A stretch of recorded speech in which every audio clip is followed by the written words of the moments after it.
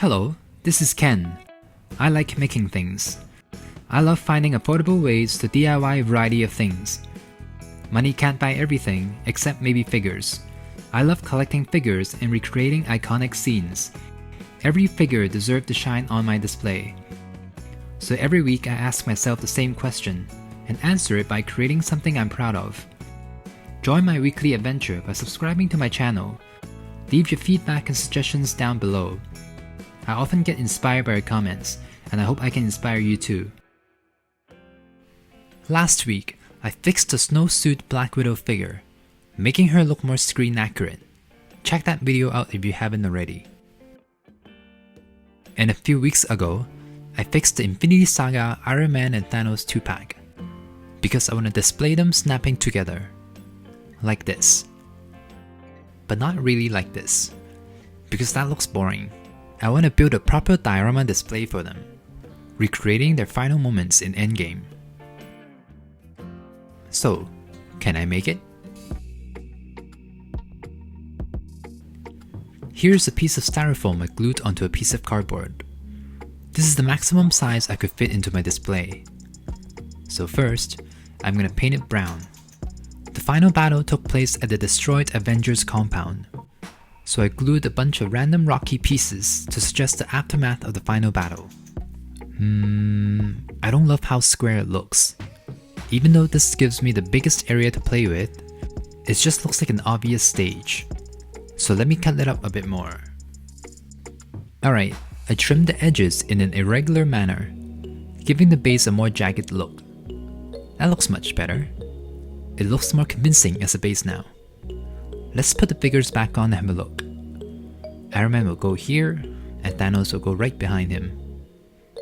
Oh, Thanos is way too tall. Let me fix that. I'm gonna cut up a smaller but taller piece of styrofoam to prop Iron Man up higher. The idea is to reduce the height difference without sacrificing the poses. I don't want to make Thanos crouch or make Iron Man stand, because the poses won't be screen accurate. But by making Iron Man kneel on the higher ground, it naturally brings him and Thanos closer together in height, and I won't have to adjust their poses. Okay, now that I've got the stage figured out, let me add some shading to it to make it more realistic. The shading doesn't need to be super accurate. I'm applying a darker brown onto areas where I think there will be shadow. The end goal is to make it look natural and not too deliberate. Alright, here we go. Let's put the figures back on again. Ta-da! Thanos is still significantly taller, but I don't have to make him look down awkwardly. I would end it here, but Iron Man looks too clean. I personally don't love battle damage looks on my figures because I feel like it's irreversible, and now I have to pose my figures in very specific ways. But in this case, I already have the original Mark 85 figure, and this one here is meant to be doing the snapping pose. So I'm gonna add some battle damage to this figure. If it doesn't work, I'll just end the video here.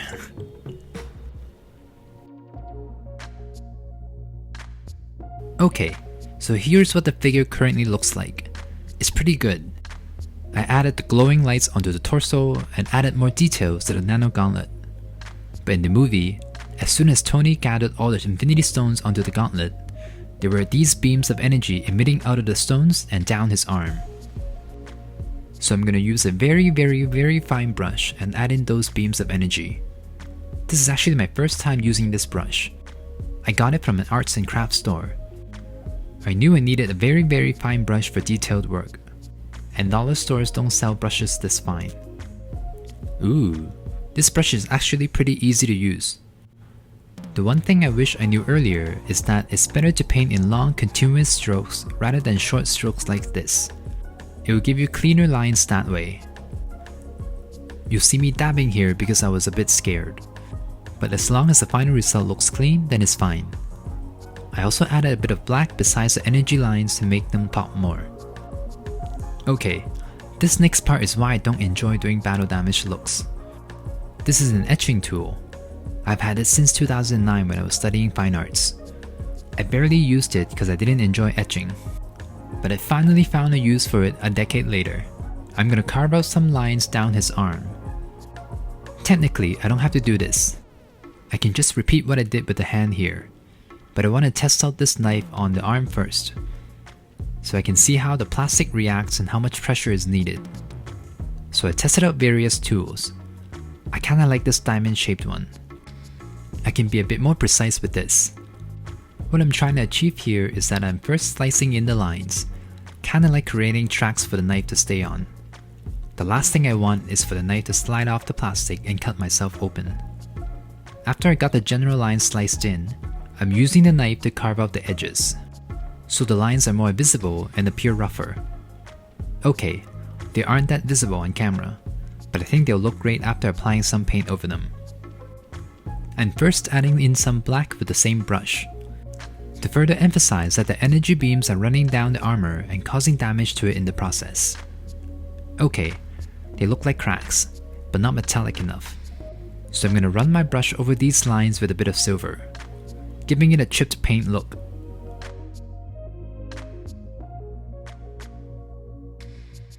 Yay, look at that! Oh, now they look too silver, but it's fine, because now I'm going to apply some yellow onto the lines here, and the yellow will pop way better on a silver base than a black one, since I'm only applying a thin layer. Gotta stop breathing. I'm gonna paint the other crack blue.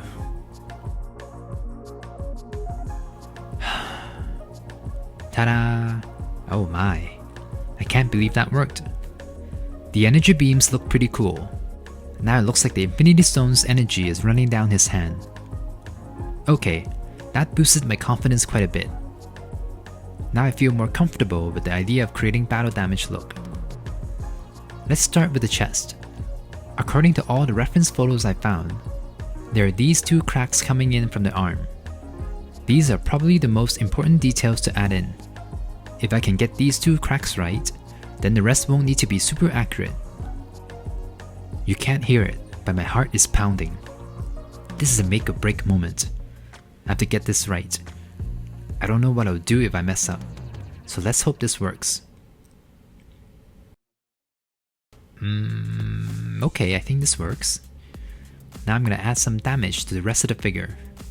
I'm less precise here. I'm just gonna rough up some areas here and there. I'm cutting in the same direction first, and then I added extra cuts in the opposite direction to kinda create a crisscross damage look. And I'm going to do the rest off screen for better precision so I don't accidentally cut myself on camera. Okay, I added more damage to the other areas of the armor. I feel like I've done a lot of damage, but it's barely visible on camera. But the good thing is, it would be a lot easier to paint now because the physical edges and crevices of these areas are going to grab onto the paint better. So first, I'm going to use a dry brush to brush some silver onto these areas, so it looks like the red paint has been scraped off, revealing the metallic parts underneath. But it kinda looks like scratches on the surface. So I'm gonna add a bit of black to visually push these cracks back. Lighter colors will always look like they're on top of darker colors visually. That's why the silver lines don't look right. But now that I've added some black to the cracks, there's now more depth to them. Okay, here's the battle damaged body. It's not a lot of damage, but for my very first time attempting this, I think I did a pretty good job. Now let's finish it off by adding some blue energy to the cracks on the chest. Oof, that looks so good. Let me add some to the upper arm too. I love this so much. Let's put Tony Stark's head back on and take a look at the finished figure. Here's battle damaged Iron Man, all finished. And here's the comparison to the undamaged version. They look very similar, especially from afar. So let's take a closer look. Ooh, it looks so good up close. I personally think there's just enough battle damage here. I don't want to overdo it, especially for my first time. Ah, this definitely looks better with a wounded head. There's just enough damage where it's not too distracting, especially when the main focus is the nano gauntlet. Look at that beautiful arm. It's so gorgeous. Here's a photo of what the arm used to look like. Okay, Let's do a quick photo shoot first before I put Iron Man back on. Ah. Wow. Ooh. It's perfect. Okay, continuing on. Ta-da! My snapping diorama is complete. It looks so cool. Just how I imagined it when I first got the figures. I really like that Thanos is at the back with a grin, like he believes his snap is superior. But Tony is more serious, and is more focused on saving the world. I like the dynamic between the figures here. The display base helped ground the two figures into the same space, creating a narrative and telling a story. Just look at these photos. They're so good.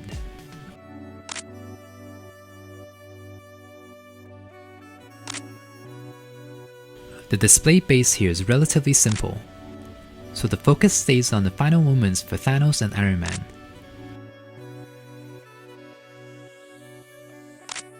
Ooh, this may be my favorite photo of the year. And it's only March. Alright, I can end the video here. But I feel very ambitious at the moment. What if I display both the first and final version of Iron Man together on the same display? Luckily, I have Iron Man Mark III and Iron Monger just waiting for the time to shine off screen. I fixed these figures a while back, and one of my favorite photos of Iron Man Mark III is this flying one. It's such an iconic pose for Iron Man. This pose also reminds me of the flying scene in the first Iron Man movie, where Iron Man flew as high as possible because he knew Iron Monger hadn't figured out the icing problem. So I want to reference that scene in my display. Alright, let me bring them in. First, let me move the endgame figures forward to make room for Iron Monger. Iron Monger is a big figure. And for Iron Man, I want him to float right in the center here. Okay, in order to make Iron Man fly, I'm gonna do the same trick I did to my other endgame Iron Man figure. I'm gonna create some smoke effects with paper clips and glue gun. Paper clips are great tools to use because they're sturdy yet flexible. I can twist them to form the shape I want. I want the smoke to have a cone-like shape with smoke dispersing at the bottom to help with balance. Now that I've got the shape right, I'm using a glue gun to secure the paper clips in place and form the actual smoke. Once the glue has dried, I'm gonna make it look more fiery by painting over it, starting with a yellow, and then some red near the bottom, and blending the two together in the middle. And I'm gonna paint over the bottom with a brown for the actual smoke. I also added some white near the top to enhance the smoky feel.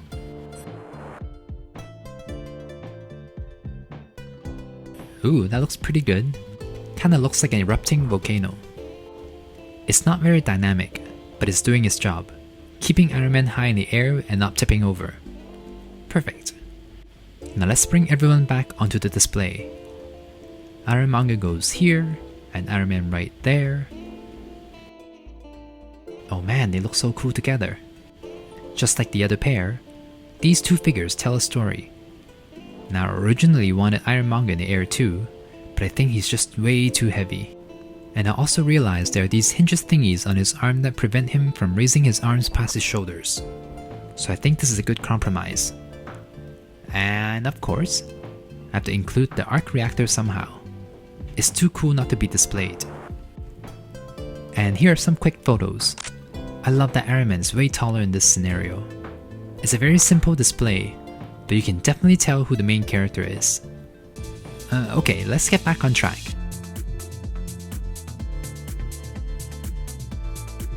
So my profession is in photography. I've been working at portrait photography companies for over 10 years now. One of the hardest things to photograph is a group of 4, because it's very challenging to make a group of 4 look dynamic and not boring. The easiest way is to have everyone stand side by side, but that's terrible composition. One of the ways to make a group of 4 works is by playing with everyone's height and forming a diamond shape. It's easier said than done, especially for a diorama like this. I want the figures to look like they're interacting with each other, even though they aren't physically touching each other. Kinda like those Renaissance paintings that feature a bunch of people. Those paintings are always so dynamic compositionally. Now I know these characters technically don't belong in the same scene, but I thought it's fitting to feature the first Iron Man and his counterpart in the same diorama with the final Iron Man with his. What I like about this composition is that it doesn't matter who you look at first, that figure will guide you to the next figure and your eyes will eventually look at everyone subconsciously. Thanos and Ironmonger's poses are also kinda mirroring each other, even though they are doing completely different things. Their raised arms visually point you towards the flying Iron Man, and that Iron Man kinda guides you back down to the snapping one. So no matter what, your eyes will always end up on Iron Man, which is perfect, because this is an Iron Man diorama after all. Sorry for getting too nerdy here, talking about photography and art. My intention is to create a neat little diorama display for Iron Man, and I think I achieved it. Let me know what you think down below. And if you enjoyed what I've done, feel free to give this video a like and share this video with someone who's also into figures and diorama displays. When I was a kid, I loved going to the local toy store to stare at the toy displays. They always had a section to show off the toys of the month or something. I always thought those displays were the coolest thing in the world. And now, decades later, I get to do this for fun. My point is, if you're passionate about something, whether it's collecting figures, doing arts and crafts, making music, hanging out with animals, etc., as long as you're not harming others, do not let that fire get burnt out.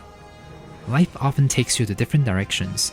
We can't predict what will happen in the future, especially with what's going on around the world in recent years. Find the time to do the things you love. Nothing beats that feeling of doing something you're passionate about. And like I say in every video, stay inspired, and I'll see you next week. I can make it, so can you. Hey, you can now support me on Patreon. Here's what you get when you become a member on Patreon. Detailed breakdowns of the paint and techniques I used in my videos. Digital trading cards. And here's the coolest one. Every month, I'll personally mail you a mini 3D poster that you can fold and glue yourself. These rewards are designed by me using the photos I took for each figure. I love making things, and this is my way to thank my supporters. And it's totally fine if you don't join, because my YouTube content will not be affected. I appreciate your support either way.